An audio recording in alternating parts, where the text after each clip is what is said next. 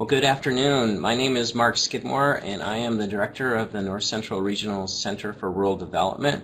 Welcome to today's webinar. And today we've got, I think, a really great topic. The title of the webinar is Reconceptualizing Quality, Affordable Child Care as a Public Utility, Family, Child, and Economic Developmental Perspectives.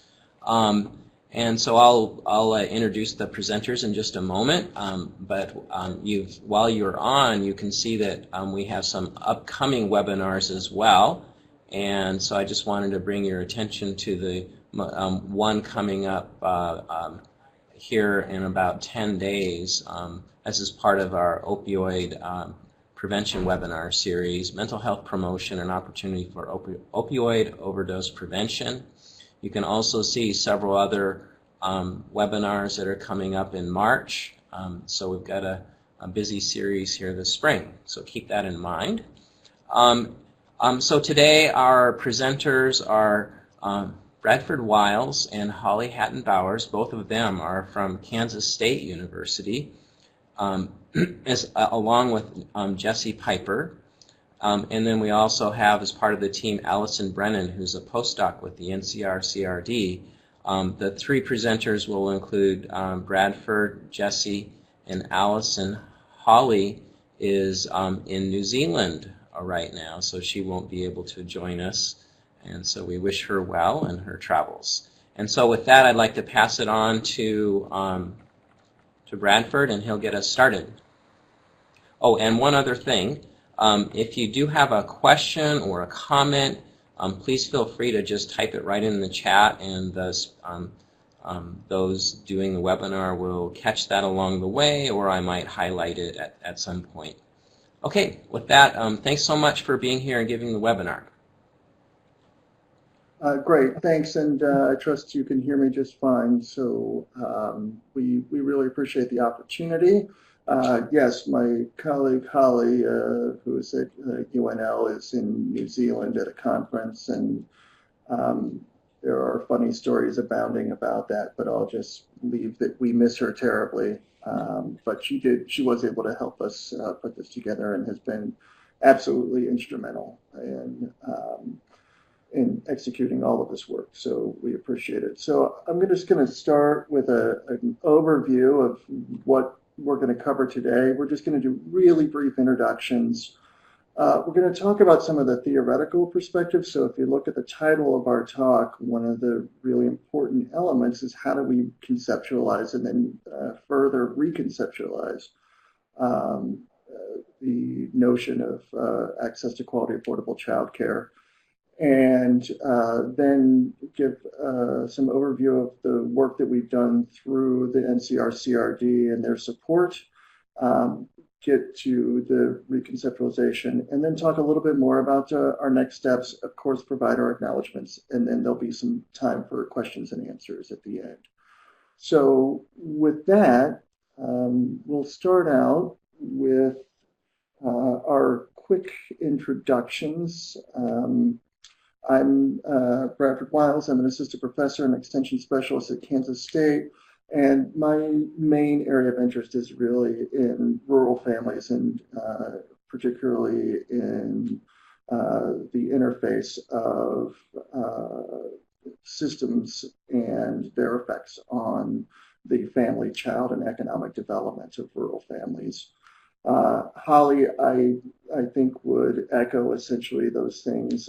Jesse Piper is here with me, so I'll let her give her quick introduction. Hi, as Bradford said, my name is Jesse Piper, and I am a doctoral student at Kansas State University in Applied Family Science.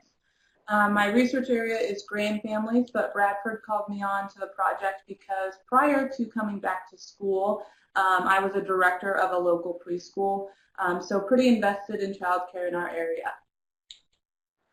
And Allison? Hi everyone, this is Allison Brennan. I'm a postdoc with NCRCRD, and I'm a developmental scientist, so really my focus is on the unit that I tend to focus on is the family, and thinking about development in context. And prior to my postdoc, I was a parent educator in Cass County, North Dakota.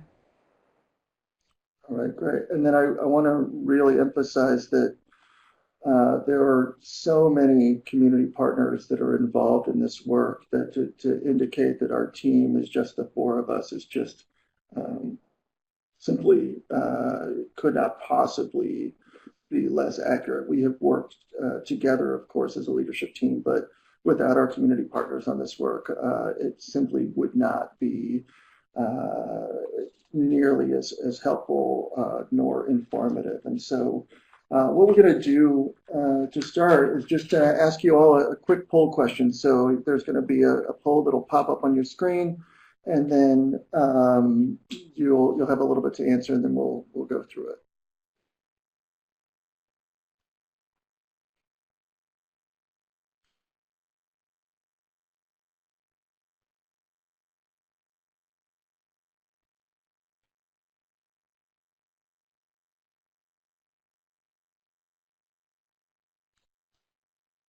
All right, looks like,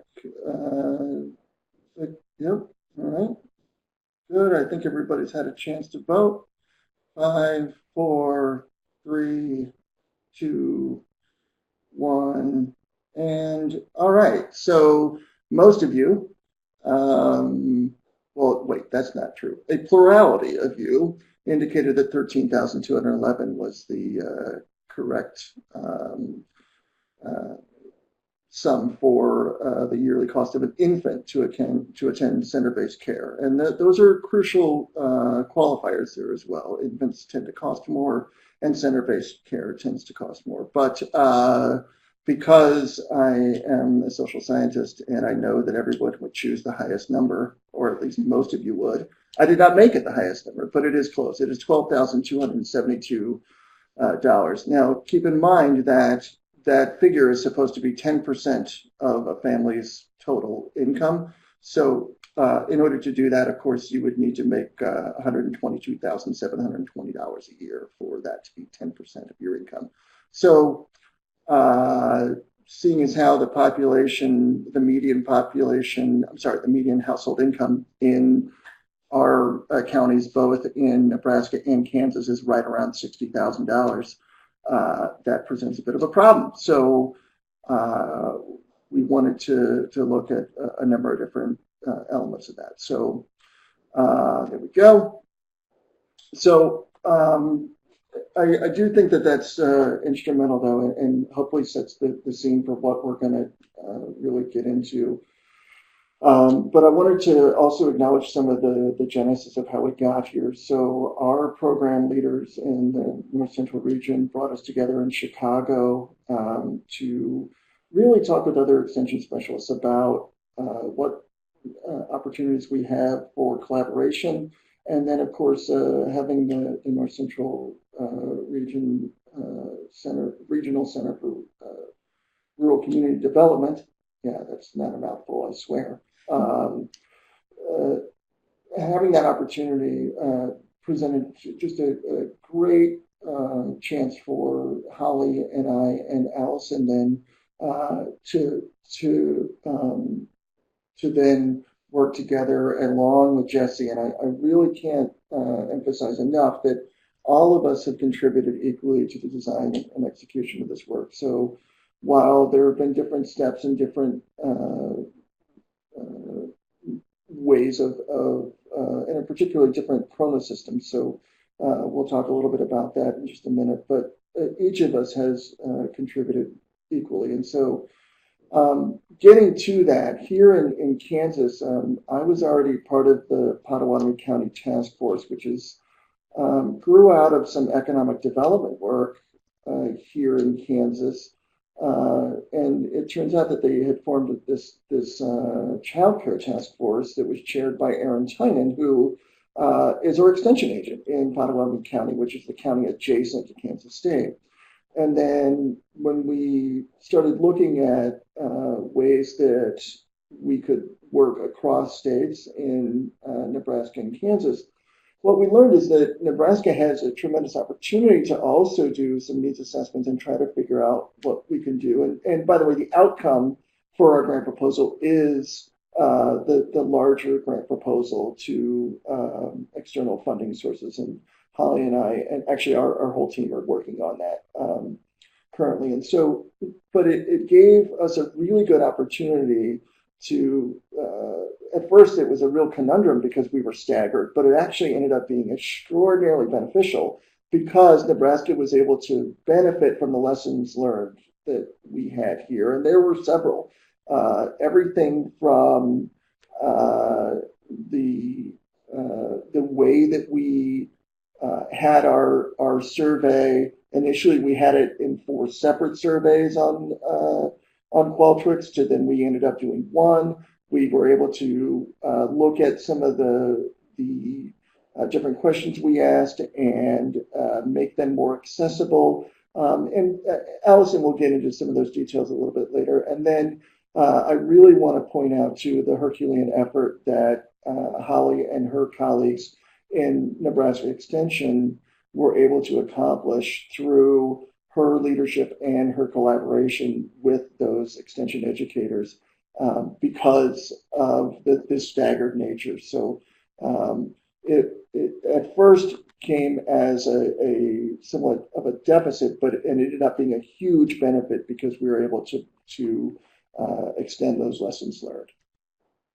So briefly, there have been the sociocultural historic perspective to access to quality affordable childcare has really been, it's for the children, right? We know that children need care. We know that high quality care is beneficial for them.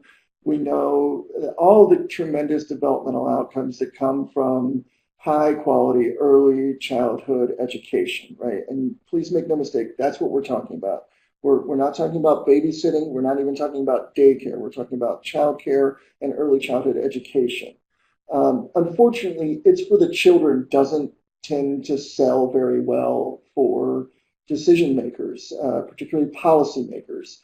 And so around 2004, Mildred Warner at Cornell and her colleagues started thinking about childcare more as an economic developmental component rather than just the child development. And she really contextualized childcare as economic development, both in the jobs that are created through having childcare, so for early childhood educators and those, but also as a workforce development component, meaning that eventually these young children will enter the workforce and generally they will stay in and around the towns in which they grew up.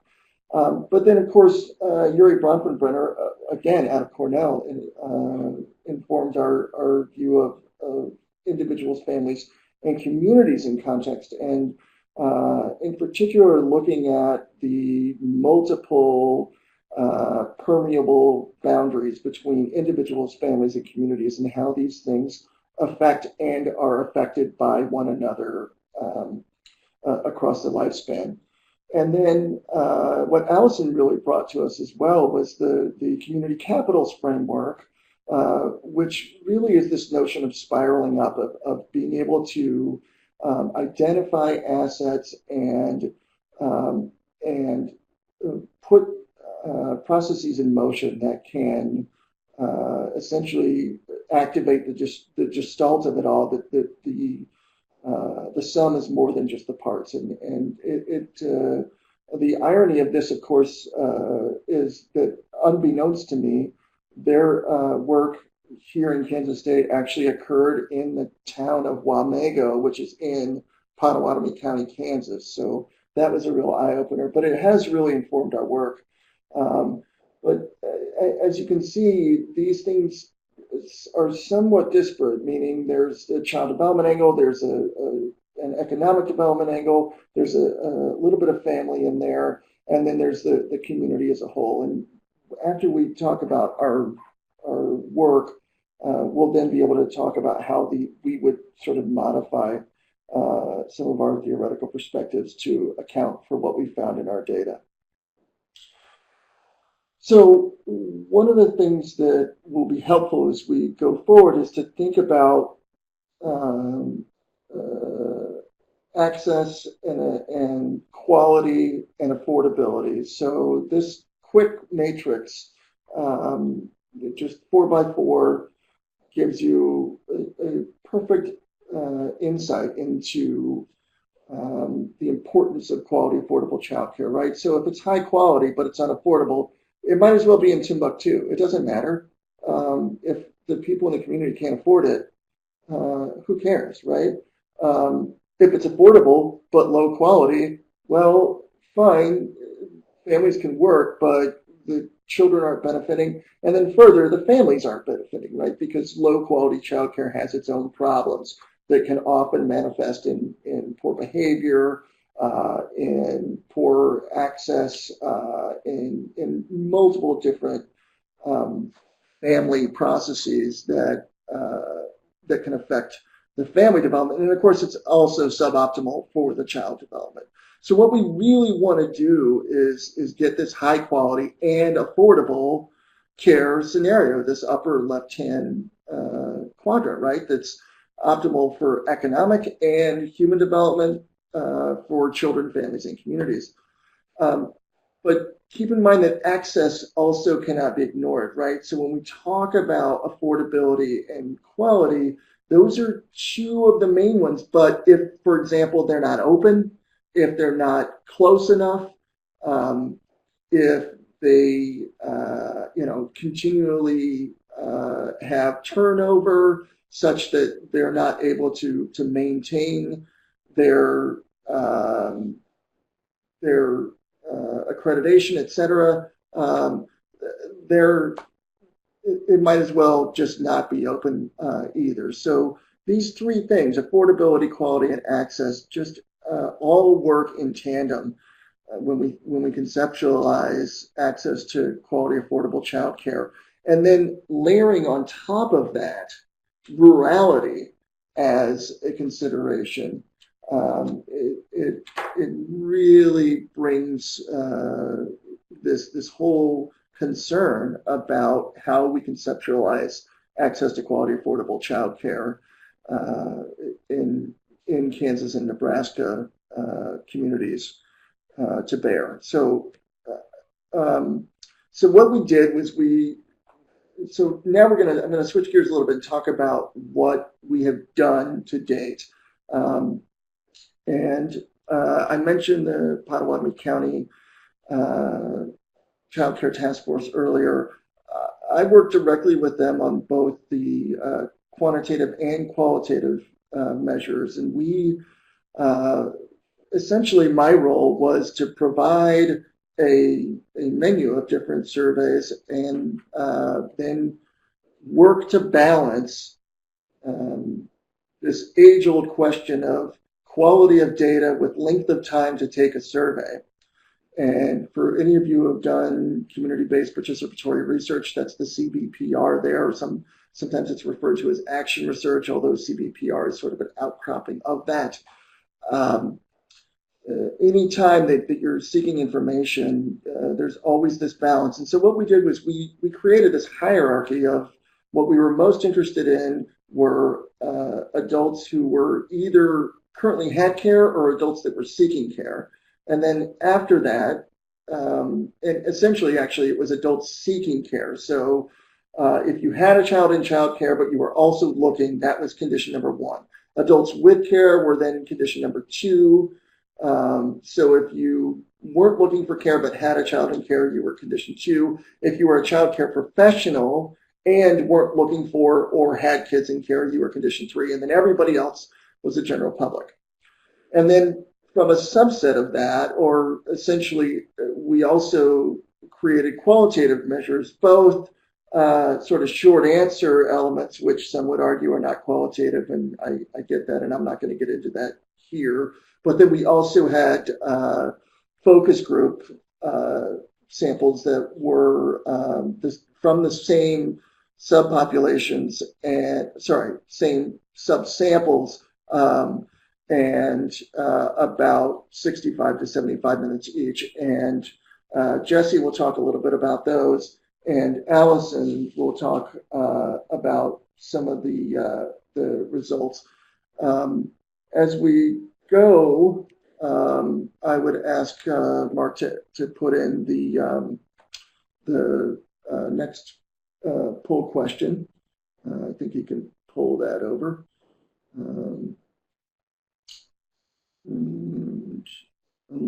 Unless there's no poll there.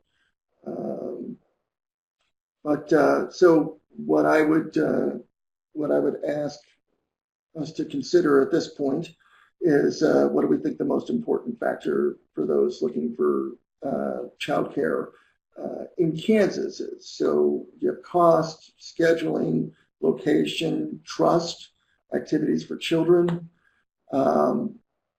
and so the short answer here is that it's cost. And what's really interesting is that was true regardless of household income, which was somewhat stunning for us. But I don't want to get too far ahead of ourselves because I want to talk about how we did these things. But I want you to sort of think about these other factors as well in the context of our work.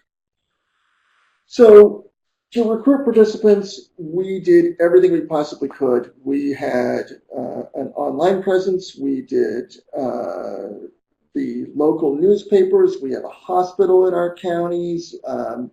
And this is in Kansas. Jesse, our graduate research assistant extraordinaire, designed these flyers. We also had business cards that had QR codes on the back of them. We basically did everything we could to flood the market for recruiting. Our participants received compensation for participating in our focus groups and surveys. And the most important part of this, though, in the recruitment was very much having our task forces in each of our communities being those with whom we co-designed the study. So they were invested from the very beginning at everything, all the questions we asked, the length of the survey, who we were going to look at, all of it. So they were fully invested and fully involved. And so then when it came to recruiting participants, and from the very beginning, both Holly and I emphasized how important their roles are in getting this out to our families. And so we were able to do what we consider to be very, very well in terms of our participation. And so I'm going to turn it over to Allison now because she's going to go through these results. And please know that these results are just sort of an overview of what we found because the full report is dozens and dozens of pages long. So Allison, please take it away. All right, happy to do so. All right, so we're going to just kind of go, this is really just skimming the tip of the iceberg. As Bradford noted, we have so many results that we could report, but we just want to really capture what we feel are some of the big themes that came across and that we saw as themes when looking at both the quantitative and the qualitative. So it was great to have the multi-method research there that we could kind of better triangulate what the issues are. So first we're going to talk about the Kansas results and then we'll discuss Nebraska. And we have chosen to really focus on those who have care and are seeking care and then the general public. We didn't get as great of a response or depth of results among child care providers. That's not to say we didn't get anything valuable, but just not the same level of response that we got from the general public and then the families who either are seeking or have care. So as we look at Kansas, you'll see that there is a very clear difference in median household income among those who are seeking care compared to those who have care. So we've got those who are seeking care are reporting the median household income there for that group was about $60,000 to just below $70,000, and then when you look at those who have care, it's much higher $90,000 to almost $100,000. And one of the important things to note here is that this is not a longitudinal design, right? This is cross-sectional, so we don't know, we don't necessarily know the direction of that relationship. So do people who have care, is it because they have more money, or is it that because they have care, they're able to be more engaged in the workforce and therefore they have higher income? So we can't really tease that apart, but I think that it's just really important to note that that's a really significant gap there. Then in terms of the barriers reported, so participants were asked to select from a list of, let me make sure I got all of the numbers right here. Okay, so they were asked to select from a list of 13 different options as barriers and select all that applied. And the top 3 barriers, as we're looking across, you see cost. As Bradford noted earlier, cost is the number 1, and that didn't matter regardless of, regardless of income. People were saying cost is huge. And then location is another area of similarity. And then, of course, we've got a little bit of a difference here in that quality of care was identified as one of the barriers of adults with care, and then the matching work schedule or operating hours was number 2 for those seeking care. But on the whole, a lot of consistency in what kinds of barriers they're facing. And then, interestingly, we see similarities in the type of care that they prefer. So they're saying they prefer a child care center. And things really got interesting here because among adults who currently have child care, they said that their current child care arrangements most commonly were care in a non-relative's home, but their preferred child care arrangement is a child care center. So only 63 of them, only 57 had childcare at a center, while 86 said that their preferred arrangement would be a childcare center. So even when they have care, it's not necessarily their preferred kind of care. And then, one more important thing I wanted to note with regard to income is that if we're looking at adults seeking care, among those with household income of 40 to about 90,000, they were 2 times more likely to report cost as a barrier compared to those with 90,000 or above.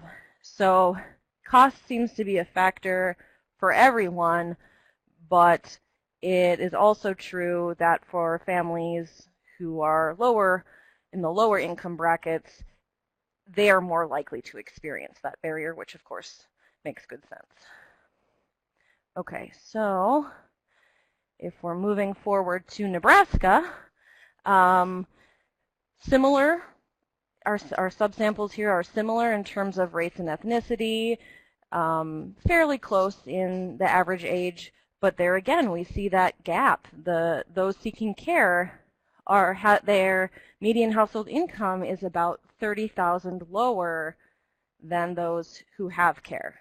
So that was a really interesting finding when we compared across states, that we saw this pattern in both states.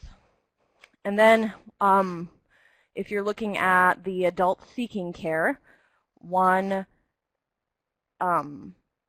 really interesting thing we did here is, so instead of reporting barriers here, we're reporting needs. So when we did the Nebraska survey, we used some of the feedback and the results of the Kansas findings to modify some things and ask different kinds of questions on the on the Nebraska survey. And we asked not just about barriers, but what the most pressing needs were.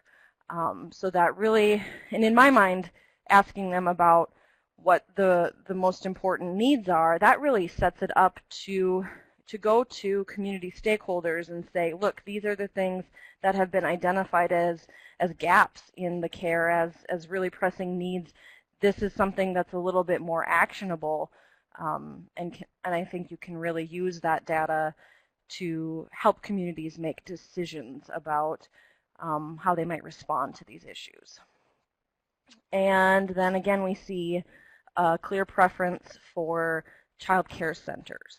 So again, more people want their children in a child care center than those who actually have that available to them.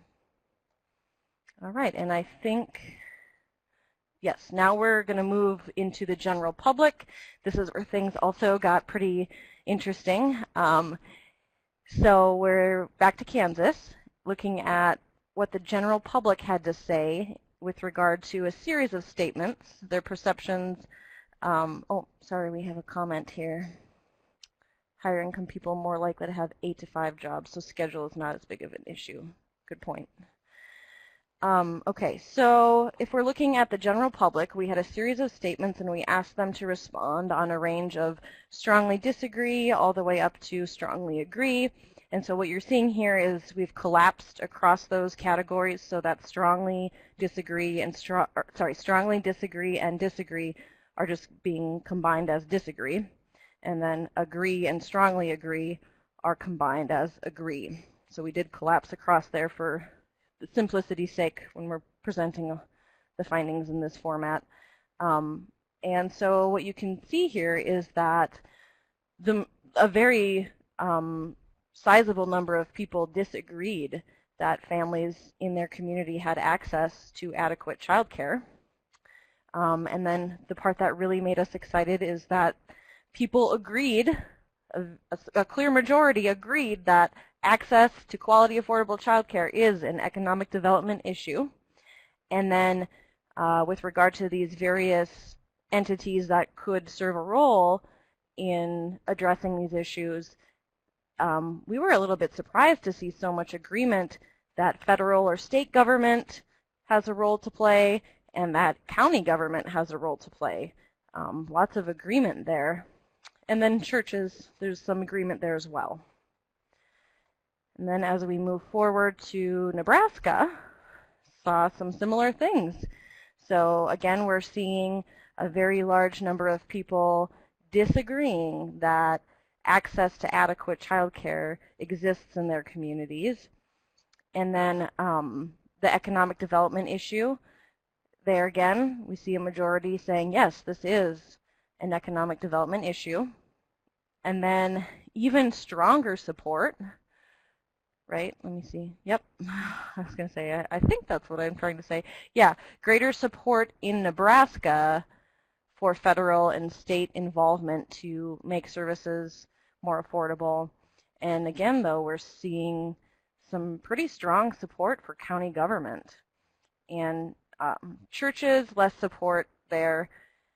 You know, the typical was neither agree or disagree. So people kind of felt like, meh, I don't really know. Not as strong opinions on that, but a lot of support for government to be involved. All right, and with that, I'm going to turn it over to Jesse, who will talk about the themes from. Okay, so as Bradford said, we conducted focus groups for each of the 4 groups, just like we gathered quantitative data with. Our focus groups were recorded, we transcribed them, and then analyzed them using a constant comparative method. And really, these qualitative findings really gave us some depth into our quantitative findings, or results. They really reflected what we knew, just kind of gave us more insights. Some of the biggest things were people in these communities were planning pregnancies around childcare, whether that means they were planning it on their first child or deciding whether or not to have more. They were deciding to, postpone pregnancy if there were a lack of options or a lack of access. Kind of the first tier of the problem was, are there any openings? A second thing was, do they even accept infants? And then a third was, is this quality or licensed care? So you can kind of see the hierarchy of those needs there. As Bradford kind of alluded to in the matrix, cost does matter. but they told us they won't send a child to care if it ends up being more than their income. It's just not worthwhile to them. So even if it's affordable, the access is the most important thing. Participants told us that they found child care through social media and word of mouth, specifically if it was unlicensed care. So they were kind of, figuring it out, trying to find the care wherever they could. They said, we know that there's a need in our community, and they would talk about that need, but at the end of the day, we just had to figure it out. There was no other options. I mean, what else were we going to do? Communities as a whole knew that this issue existed, but they weren't sure how to support it. My focus groups were all over the place. They really weren't sure, should it be churches, should it be government? They didn't know how, they just knew that there was an issue there.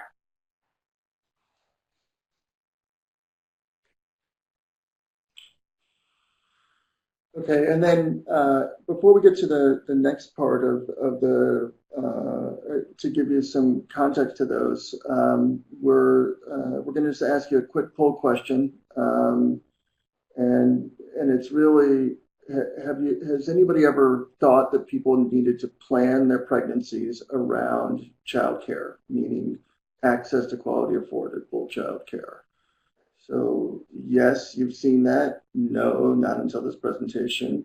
Or heck, seen this movie. Heck, I've starred in it, which can certainly be the case for some.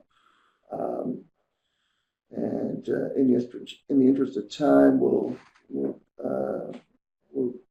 close it out here in 10, 9, 8, 7, 6, 5, 4, 3, 2, 1. Okay.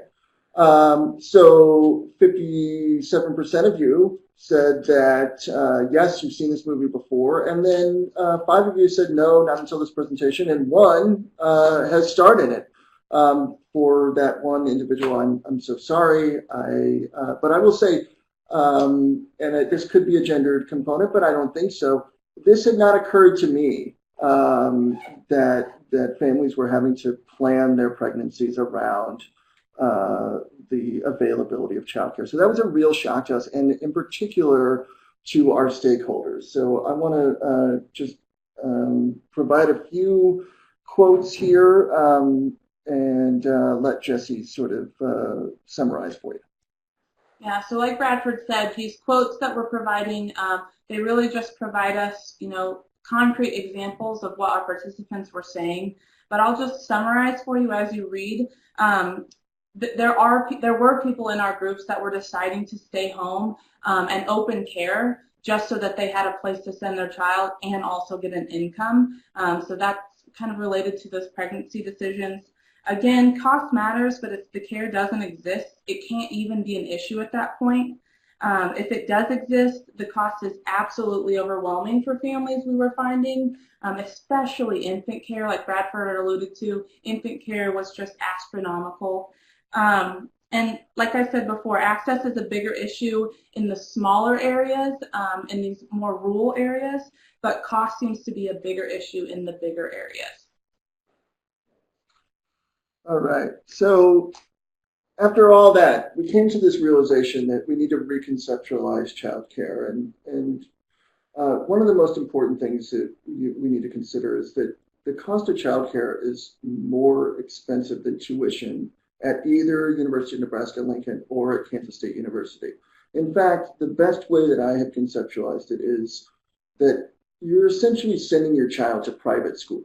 Right? And we all know who can afford private school. It's people who can afford expensive things. And so the issue there, of course, is that we know that there are benefits for families, for children, and for the economic development of areas. And one of the most difficult components of this is that we can't blame the individual families, parents, or primary caregivers. They do the best they can with what they have. It is not an individual, at least in our conceptualization, trying to put the sort of responsibility on families to make good decisions when no really good decision exists is patently unfair. And so we recognize that it's for the children should work, but it simply does not.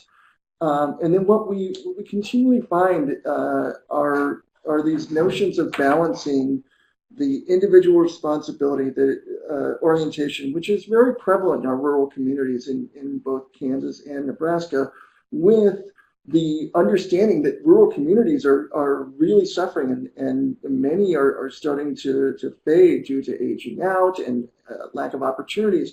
And what we see often in our focus groups and in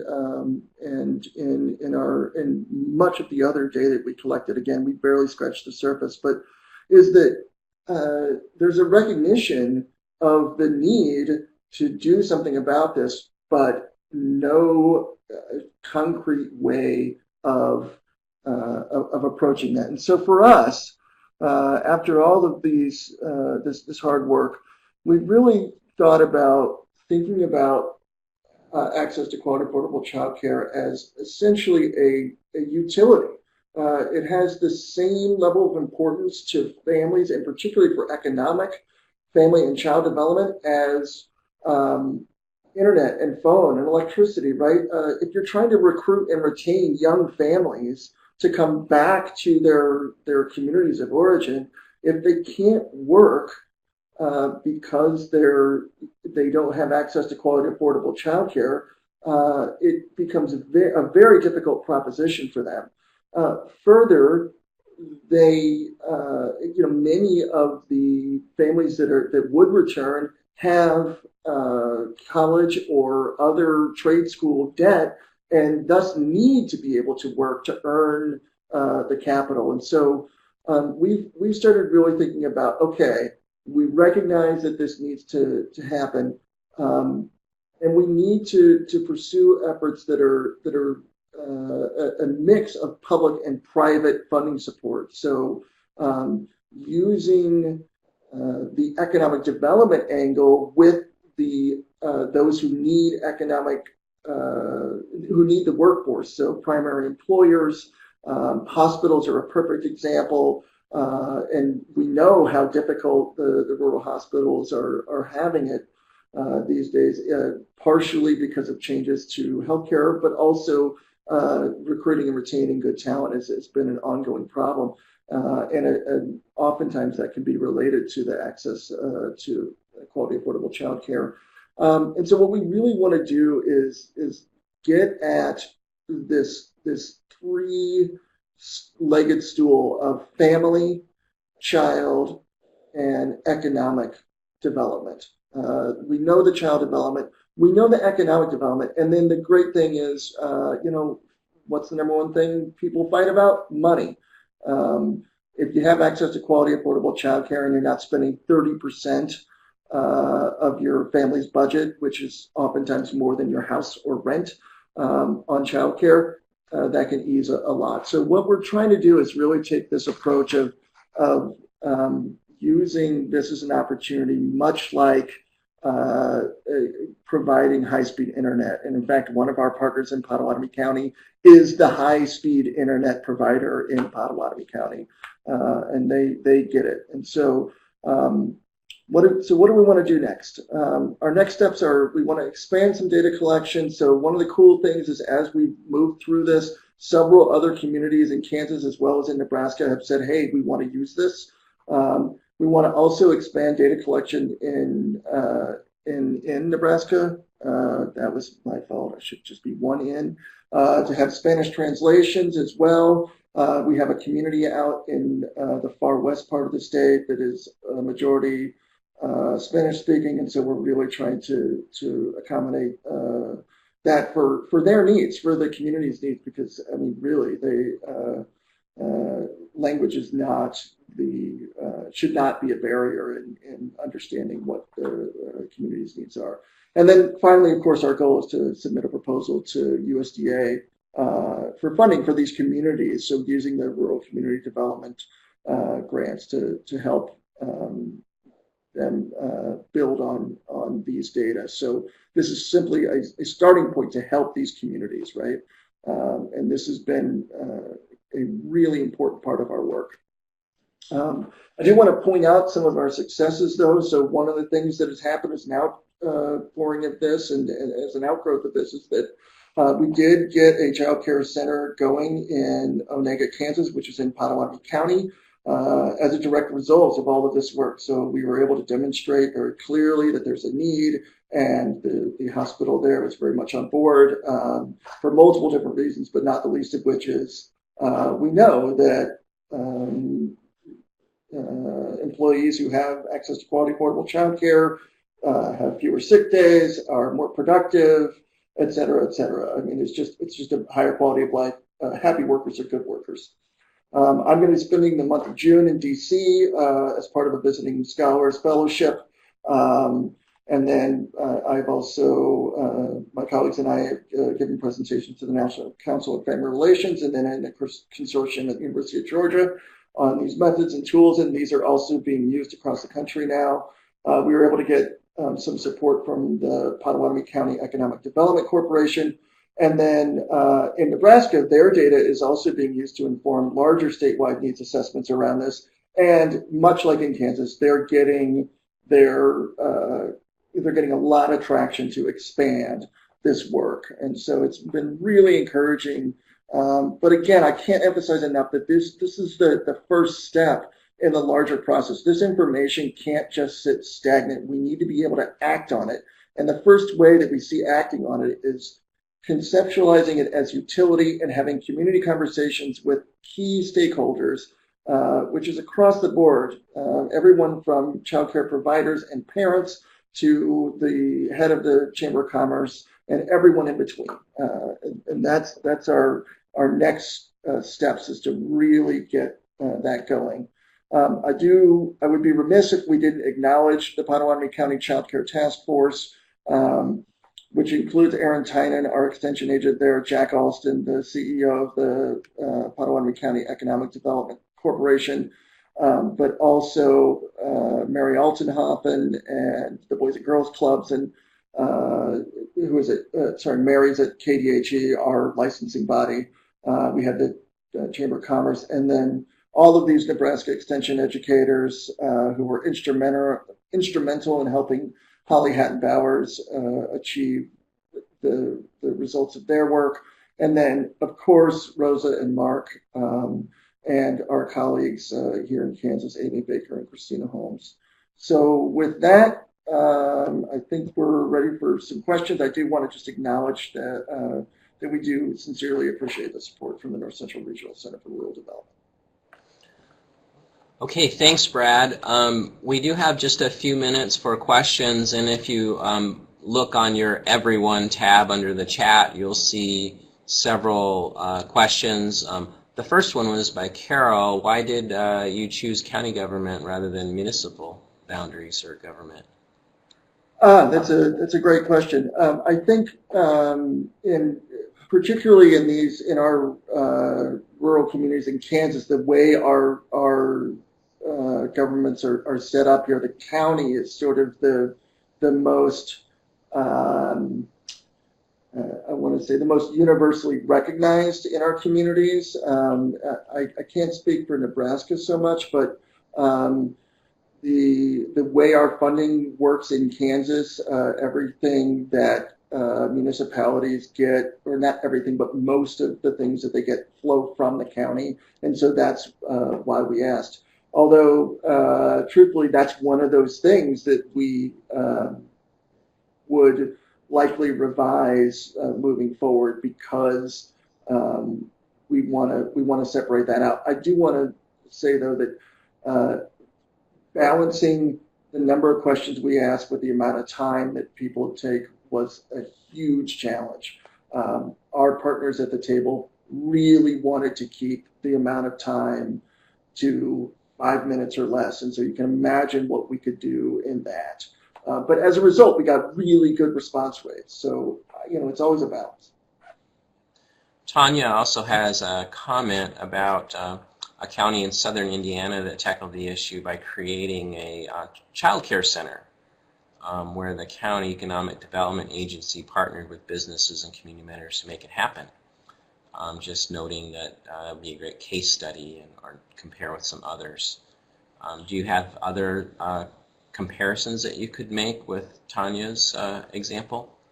Well, yes, absolutely. And part of what, and actually, Tanya, if you would, I believe my contact information is on the first slide, but if not, I will certainly send it out as well through the listserv that Mark has. But yeah, we would very much like to have that, because a case study there, because we're doing the same sort of thing in Potawatomi County around the hospital. So that would be absolutely ideal for us. We're really hoping to develop a toolkit, and not hoping to, we are developing a toolkit to help rural communities with this process so that they don't have to learn all the lessons that we did. As a result, it can still be successful. But my contact information, if you want to write it down, is bwiles, BWILES, @ksu.edu. And then Steve asked, has children's finance in Minneapolis been included or consulted? No, I mean, we have looked at some of their materials, and we know that they have some really good guides, but because, and Allison, please correct me if I'm wrong, but I think that we looked and they were Minnesota-centric, meaning there wasn't access for those of us in Nebraska or Kansas to their actual funding. But yes, we looked at their models. We are looking at their models as we proceed with our grant proposal to make a difference in building these toolkits. So yes, we're quite familiar. Bradford, this is Allison. I'm just going to chime in that you did a follow-up comment there that it does seem like their interest is more locally driven, so it is possibly something that could be negotiated with them. Right, and that's the great thing about this too, is that because we've gotten so far on it, it's really encouraging, meaning that the information truly is power. That what we have seen time and again is that having these data really makes a difference for people being able to understand how crucial this is and what the far-reaching implications are. And then Dawn asks, Iowa Women's Foundation, 22 counties.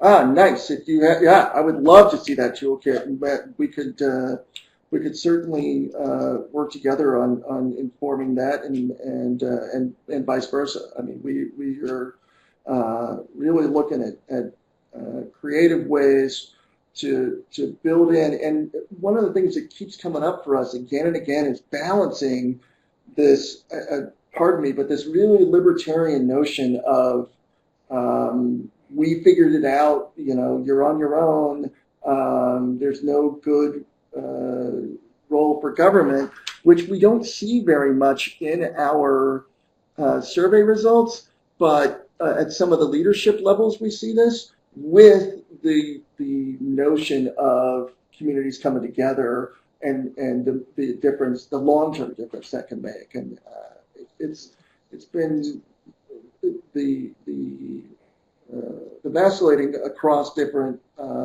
ends of the spectrum has been really fascinating, I think, for all of us involved.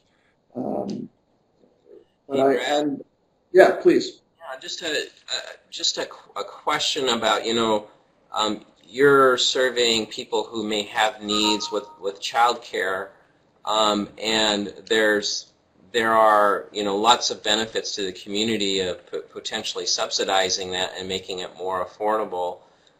As a public finance economist, I always think about, well, who would be willing to pay in the form of some sort of tax, whether it be businesses contributing so that they have access to potentially more workers and fewer sick days taken, etc., or people, like what part of the community might be willing to pay a little bit more tax in order to have this kind of service in their community.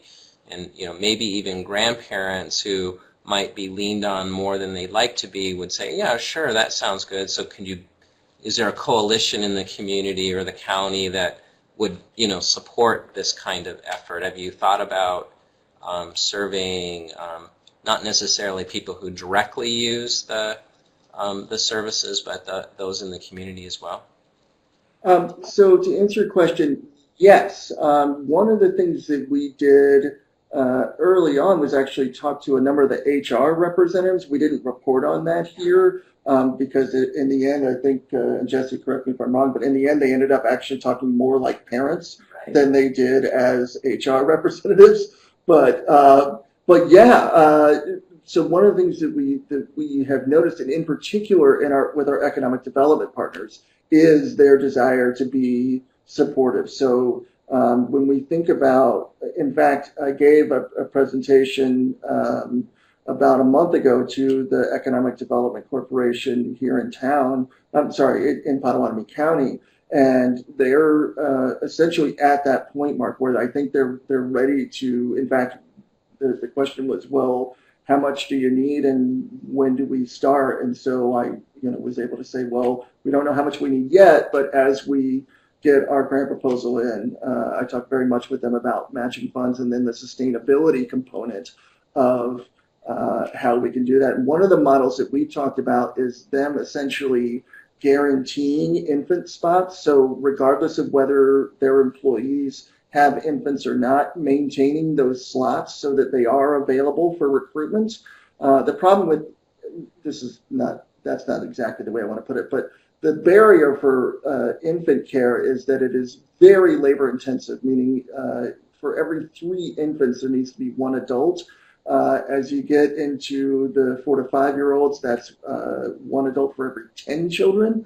And so you can see that the return on investment at the infant level is very difficult, and yet that is the highest demand. And so oftentimes our child care centers will essentially have loss leaders for infants so that they can provide the care for as they age up to make it back.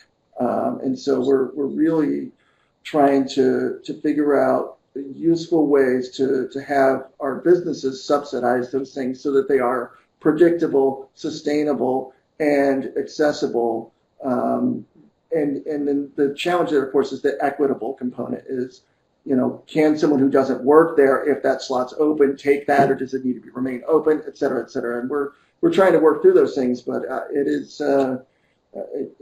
but those are tough challenges. I would be, Mark, actually quite interested in having a follow-up conversation with you on how to mobilize these resources more effectively. We've looked at some of the community coaching models that have been used in the nutrition and physical activity domains here in Kansas. But if you have other approaches, we would be certainly extraordinarily interested. Sure. I think we have time for one last question. Jan Flora is asking whether you've run into successful child care centers that provide child care hours needed by people with so-called flexible work hours. And I think then I will about be out of time. We'll have to close up. Yeah. So the answer is not so much in rural communities. In larger urban areas, there are those who can do that. But in rural communities, what we typically find are centers that operate essentially on either side of the 9 to 5. So as early, I think our average opening time was 6:30, and our average closing time though was 6 p.m. So you can imagine that puts a bit of a barrier for families that are trying to get out of work right at 5 and only have an hour to get where they need to be, which might seem like a lot of time, but when you're living in a rural community, a 30-minute drive is just down the road a piece, and so it is something that we have looked at. What that was one of the questions that we asked in our survey, and Allison, I would ask you to chime in if I'm mistaken, or just chime in. But I think what we found were that the demand for, at least in Kansas, the demand for after hours or second shift childcare wasn't as important as essentially just having care, period. That it would be nice to be able to handle second shift, et cetera, but that what we were seeing was just an absence of care overall. Yeah, yep, that's accurate. That we saw more nuanced findings in Nebraska, but in Kansas it was really just there's nothing at all. Well, I think that's a place where we're going to have to stop for this afternoon. Thank you, Bradford, Allison, and Jesse for an engaging webinar, and thanks to the participants for joining us. And I think that's all for now. We'll see you next time. Thanks again. Thank you, Mark, and thanks for everyone for coming and listening today. We really do appreciate your attending and participating.